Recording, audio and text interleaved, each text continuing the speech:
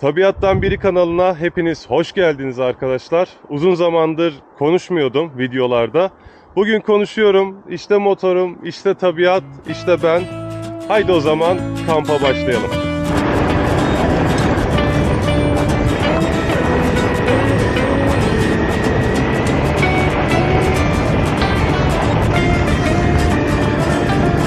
Bulunduğum bölgenin yüksek bir tepesindeyim şu anda. Belki rüzgardan da anlıyorsunuzdur.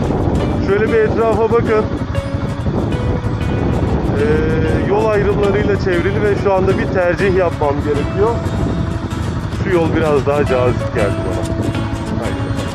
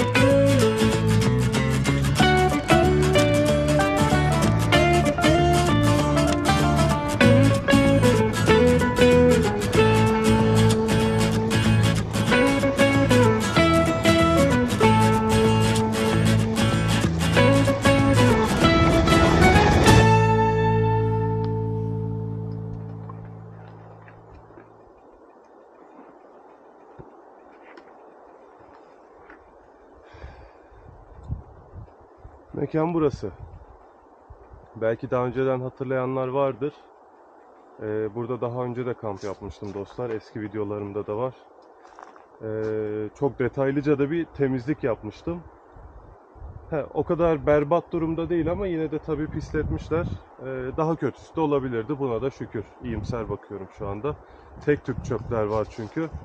Birkaç şişe görebiliyorum. Ama beklediğimden daha iyi durumda. Şöyle bir etrafı gezdireyim size. Bakın. Bu bölgeye daha önceden bir baraka yapmıştım. Aslında yine ağacımız falan var. Çadırım da var yanında, hamam da. Ya buraya bir hamak kurarım ya da çadırı açarım ya da her ikisi de. Önce şöyle bir göstereyim size. Biraz böyle bir yürüyüş yapalım.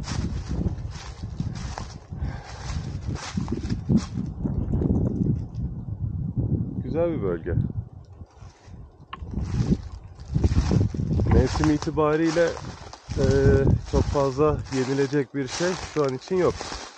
1-2 ay sonra buralar böyle bakın. Şu gördüğümüz kahverengi renk birdenbire açık yeşile dönmeye başlayacak.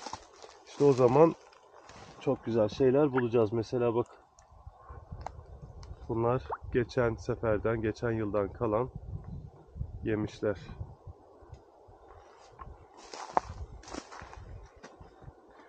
Doğa şu anda böyle güzellik uykusunu bitirmek üzere dostlar. Uyandı, uyanacak. Hala da biraz uykuda. Hani böyle uykudan uyandırmaya çalışırsın, yarım gözle bakar ya, tam o halde şu anda. 1-2 aya tüm güzellikleriyle böyle serile serpile şöyle bir esneyerek uyanacak.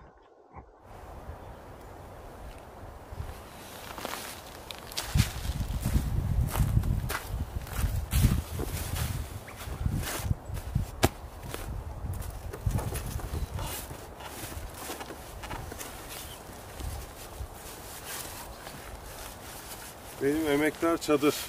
Bugün de bunu kurayım. Nereden baksan yüzlerce kez kurdum bunu. Çok da eski bir çadır. Hiçbir darbe, hiçbir şey almamıştı. Çok da güzel kullanıyorum. Islandığı zaman tekrar kuru ortamlarda kurutuyorum falan. Özenle kullanıyordum. Deprem bölgesinde biraz hasar aldı. O da helikopter havalandığı sırada inanılmaz bir fırtına oluşturdu orada. Ondan sonra sobalar, ben yokken tabii, yakınına sobaları, yardım sobaları falan getirmişlerdi. Rüzgar sobayı devirdi. Bu kazıklarından dolayı uçmadı orada. Ama sobalar böyle bir yırtık açtı. Çok büyük kullanıma engel değil ama ilk hasarını almış oldu. Sıkıntı yok. Çok böyle sorunlu bir şey değil. O yüzden yenisine geçmeye gerek duymadım. Başka çadırlar da var ama eski daha değerli geliyor bana. Bununla gittiği yere kadar daha devam edeceğiz. Tabii bu her yerde yeterli olmuyor. Yüksek irtifa bölgelerinde kullandığım çadır başka. Belki görmüşsünüzdür. Turuncu bir çadır kullanıyorum. Böyle marka söylemek için söylemiyorum bunları. Herhangi bir markayla da şu an için işbirliğim yok ama çadır anlamında yok. O şekilde bugün bunu kuralım bakalım. Şimdi zaten çadır kurulumunu falan çok böyle detaylıca göstermeye gerek yok. Her videoda gösteriyorum. Daha önceki videolardan da gördünüz. Öyle gereksiz vakit almak da istemiyorum dostlar. Muhabbet, sohbet edeceğiz demiştik. O yüzden çay başında, çay yaparken, kahve yaparken daha detaylı videolara yer vereceğim, kayıtlara. O yüzden bunu böyle atayım, kuruluversin. Keşke bu kadar kolay olsa ama az önce ben kamerayı kapatıp bunu ayarladım arkadaşlar. Şimdi biraz odun toplayacağız. Ateşi yakacağız. Zaten 2 saate falan da hava kararacak. İlkindi vakitlerindeyiz. Hadi hemen işlerimize koyulalım. Ortamımızı ayarlayalım. Böyle hava kararmadan önceki o saatleri güzel değerlendirelim. Bugün bu testeremi kullanacağım. Yay testereyi. Bunu daha önce kullanmamıştım.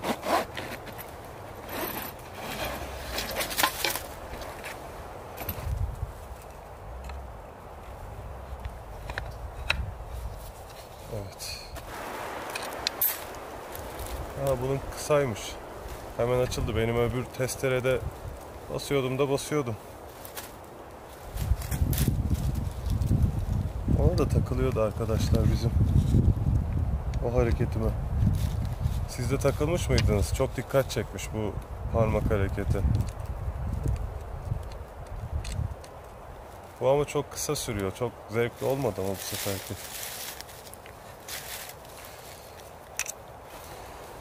Benim arkadaşlar şunu baskıya dikkat ettim biraz. Benim en sevdiğim hayvanlardan biri ama en sevdiklerimden birisi ayıdır. Bunu da bildireyim. Craftman'ın da şu şekilde bir ayı amblemi var. O da ayrı hoşuma gidiyor. Tabii performansı güzel olursa o daha da ayrı hoşuma gidecek. Bakalım.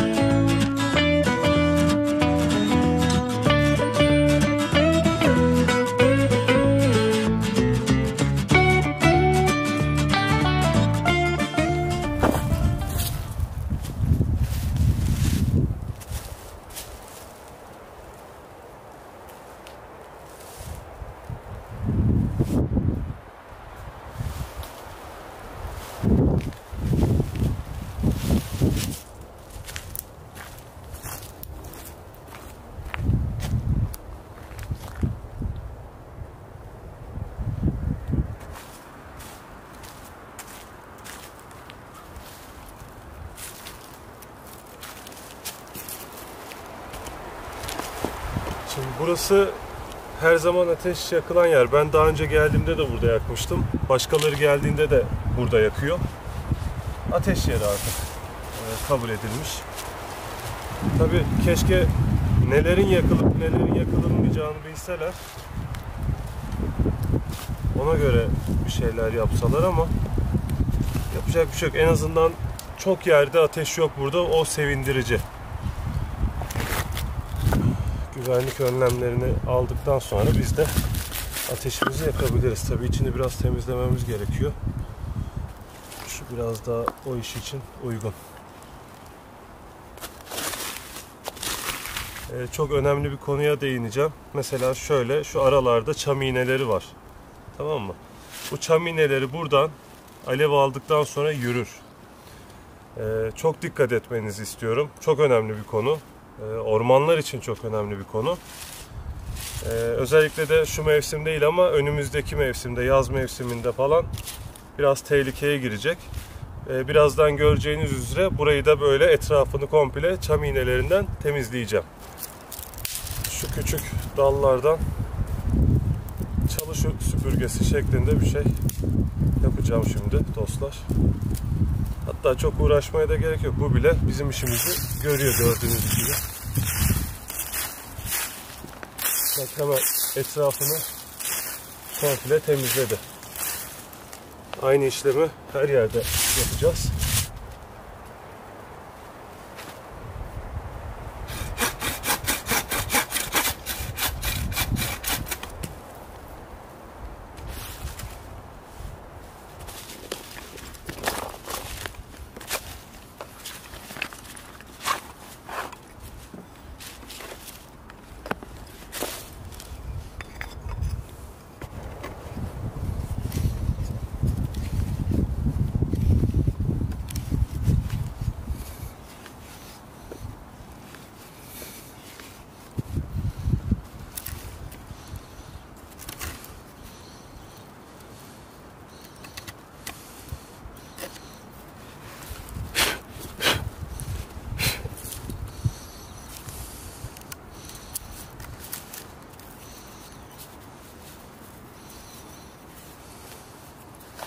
Şimdi buradan sonra şurayı biraz bıçakla açmak gerekiyor. Bıçakla oynarken de her zaman olduğu gibi dikkatli olmamız gerekiyor. Kaçtığı zaman şöyle bir şey yaparsam kaçtığı zaman parmağıma kaçabilir dostlar. O yüzden yaptığınızda güvenlikli bir şekilde, emniyetli bir şekilde bıçağı kullanabilirsiniz. Dikkat edin, kaçtığı zaman boşluğa gidiyor bak. Yani şöyle yapmış olsam kaçtığında parmağıma gidecek. Oralara özenle kullanın. Tehlikeli olan her zaman söylediğim gibi bıçak değildir. Kullanan kişidir. Evet. Burası da tamam. Şimdi 2 tane deliğimiz açılmış oldu. Ateşimize kademeli olarak böyle bir aparat yaptık. Şuraya oturacak. Şuralara. Evet. Demliğimiz bence gayet iyi. Şu anda. Ateşi de burada yaktığımız zaman tam olarak altından ateşi alır. Bu arada birkaç zamandır daha doğrusu tek öğün beslenmeye başladığım için yemek olayını yarın sabah yapacağım arkadaşlar. Güzel bir kahvaltı hazırlayacağım kendime. Şimdilik yazın topladığım ıhlamurlardan demleyeceğim. Şöyle. Mis gibi de kokuyor. Onun içine de şöyle annemin kuruttuğu portakal atacağım biraz. Kabuğuyla da yenilebiliyor. Lezzeti de güzel. Şimdi bir keyif yapma zamanı geldi.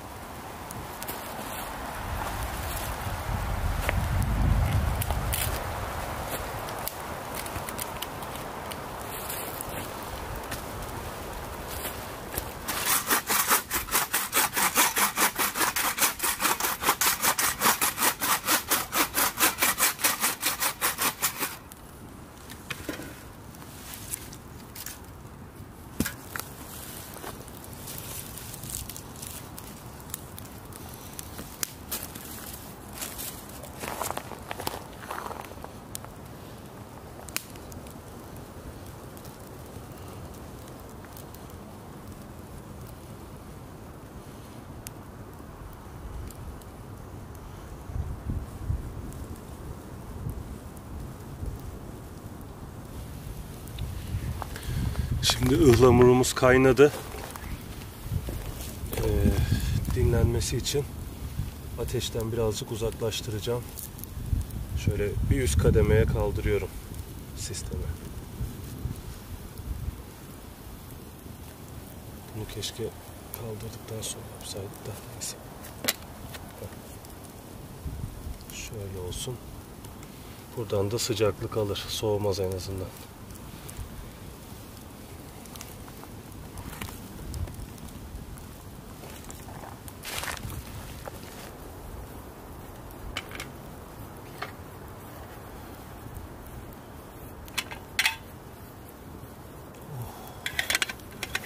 Mis gibi hamur kokuyor. Bu da o kadar Hindistan cevizinden bardak yaptım. Üzerlerini süsledim, cilaladım falan. Ama en çok hoşuma giden de bu. Çünkü hiç uğraşmadım. Sadece çatlatıp bırakmıştım. Daha doğal bir görüntüsü var. Oo.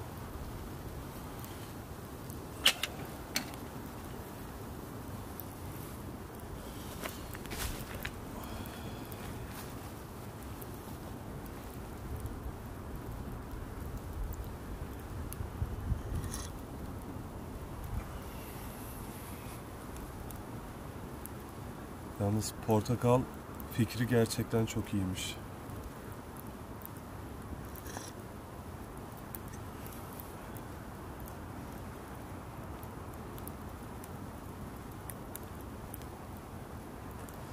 Evet dostlar, biraz da sohbet muhabbet edelim bakalım. Ben konuşmuyorum videolarda, biraz bushcraft video tarzı çekiyorum diye. Açıkçası biraz da ecnebi seyircileri çekebilmek için kanala konuşmuyordum. Biraz daha böyle beynelminel, uluslararası izlenebilsin diye birkaç videodur öyle yapıyordum. Ara ara onları da yapacağım. Şimdi konuşuyoruz. Biraz da sizlerden bir yorum göreyim bakalım.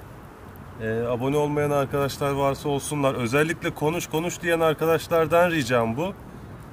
Videoyu da ara ara paylaşın, ulaştırın kanalı. Son zamanlarda abone sayısı fazla ilerlemiyor. Bu da böyle bir hesap sorar gibi oldu ama estağfurullah, öyle bir şey değil. Sadece video çekince güzel abone ve devamı, yani buna yönelik dönütler aldığım zaman bana biraz daha motivasyon oluyor. Daha çok geliştirmeye çalışıyorum. Daha farklı işler yapmaya çalışıyorum. Bu damlıyor mu, ben mi yamuk tuttum? Şu yan tarafından fazla şey var. Her neyse, yani bu konuyla ilgili özellikle yorumlarınızı bekliyorum. Yemek olayına gelecek olursak da gündüz yemek yedim. Bir süredir böyle sağlıklı beslenmeye yönelik şeyler yapmaya çalışıyorum. Son zamanlarda özellikle stresli günlerden dolayı biraz sağlıksız beslendim. Malum ülkenin durumu, deprem felaketi yaşadık. Hala atlatabilmiş değiliz bu durumu. Unutamadık, zaten unutmamamız da gereken durum. Umarım yaralar sarılır ve her şey normale döner. Ama her ne olursa olsun, ne kadar normale dönersek dönelim, hiçbir şeyi unutmayalım isterim arkadaşlar. Sohbet etmek de iyi geldi. Normalde işte videolarda hiç konuşmuyordum falan. Şu an böyle hem yalnızlığın tadını çıkarırken hem de arkadaşlarım yanımdaymış gibi şu an sohbet ediyoruz. Kamera kapandığı zaman ben farklı şeylerle, ağaçlarla falan sohbet ediyorum. Orası ayrı bir konu, başka bir günün konusu. Öyle işte. Ben biraz müsaadenizle ıhlamur keyfini yapayım. Biraz da yalnızlığın tadını çıkarayım. Sizleri de aşağı yoruma bekliyorum. Bu ateş söndükten sonra çadırın içerisine şöyle bir düzenek yapacağım. Onu da gösteririm. Hava oldukça açık, güneşliydi bugün. Fakat mevsim itibariyle gece ayaz bekliyorum. Dolayısıyla güzel bir taş, şu an ısınan iyi bir taştan alacağım. Tencerenin içerisinde güvenlik önlemleriyle beraber çadırın içine koyacağım. Bu yöntemi de sizinle paylaşmak istiyorum. O yüzden normalde çadıra çok misafir etmiyorum kamerayı. Ama bunu göstermek adına bugün sizleri de misafir edeceğim.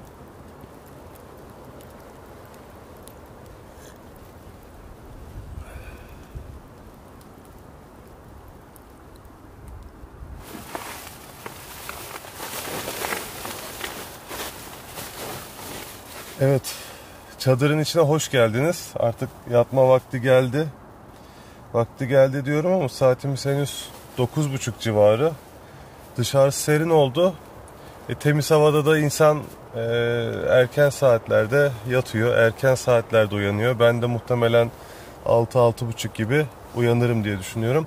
Bu arada şunu göstermek için sizi çadırın içine kadar misafir ettim arkadaşlar. Bakın, ateşin başındayken kızan taş şu anda beni çadırın içine ısıtır halde. Ortamdaki sıcaklığı oldukça etkiledi. Tabii ki ne kadar sürer? Taşın kalorisine bağlı olarak değişiyor bu. Bu biraz ağır bir taş. Dolayısıyla 4-5 saat kadar böyle sıcaklık vereceğini düşünüyorum. Çadır da oldukça sıcak zaten dışarıya göre. Ne yaptık? İşte kızan taşı bir eldivenle veya bir şeyle tutup tencerenin içine koyuyorsunuz. Şurası önemli. Altına bir şey koymanız gerekiyor. Direkt çadırın zeminine temas etmesin, eritmesin diye arkadaşlar. Durumlar bu şekilde. O zaman yüksek müsaadenizle izninizi istiyorum ve iyi geceler diliyorum. Sabahleyin görüşürüz.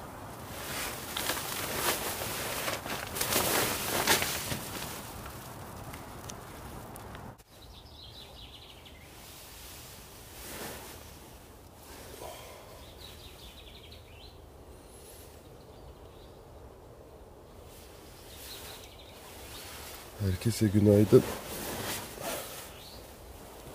Bu kuş seslerinden ziyade bir de dışarıda bir hayvan sesi vardı. Muhtemelen köpek olduğunu düşündüğüm. Çünkü bulunduğum bölgede ayı veya kurt olmadığını biliyorum.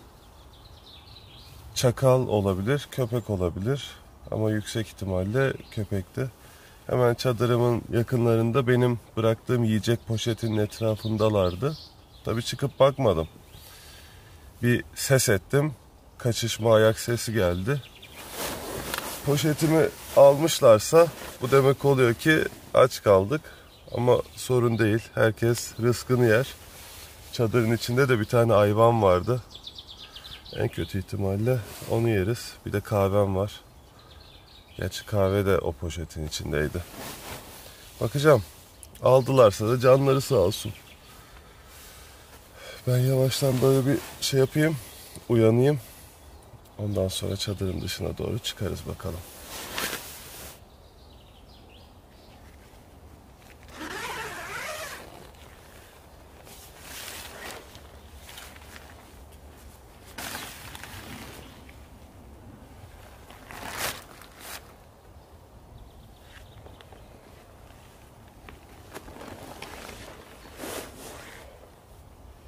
Poşet duruyor bu arada.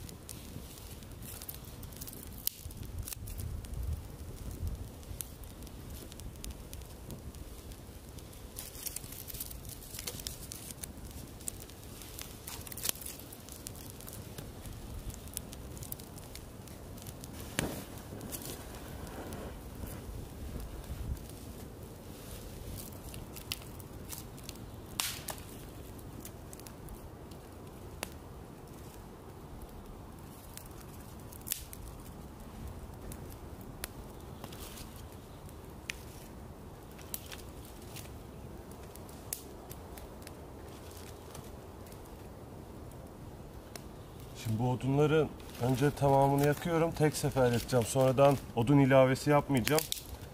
Önce harlı yanan ateşle çayımı demleyeceğim. Ihlamurumu yani. Sonrasında da domatesin içine şöyle bir güzel yumurta kıralım. Böyle menemen gibi bir şey olacak. Tavasız, tenceresiz bir şey yapmış olacağım. Bulaşığı da olmaz en azından. Hem kolay hem de lezzetli bir kahvaltı olacak benim için.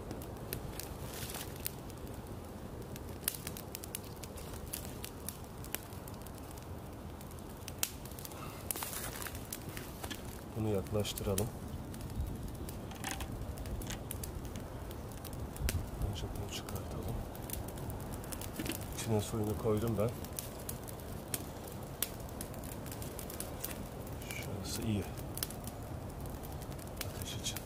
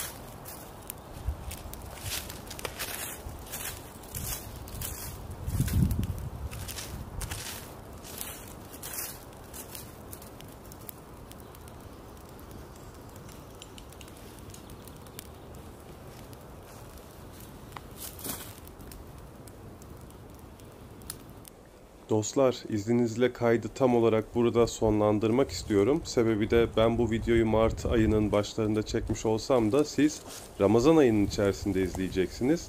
Dolayısıyla kahvaltı kısmını yayınlamak istemedim. Buraya kadar izlediğiniz için çok teşekkür ediyorum. Herkese de hayırlı Ramazanlar diliyorum. Kendinize çok iyi bakın. Hoşça kalın. Abone olmayı da unutmayın.